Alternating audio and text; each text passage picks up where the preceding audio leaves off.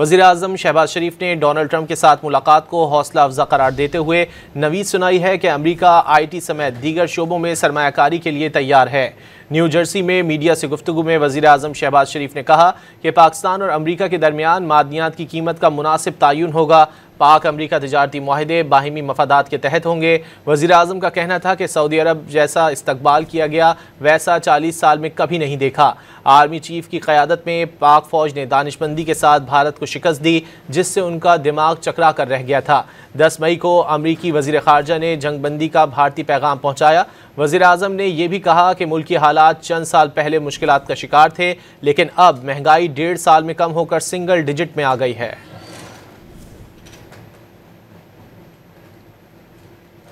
10 मई को अमरीकी वज़ीर ख़ारजा ने जंगबंदी का भारतीय पैगाम पहुँचाया। वज़ीर आज़म ने यह भी कहा कि मुल्की हालात चंद साल पहले मुश्किलात का शिकार थे, लेकिन अब महंगाई 1.5 साल में कम होकर सिंगल डिजिट में आ गई है।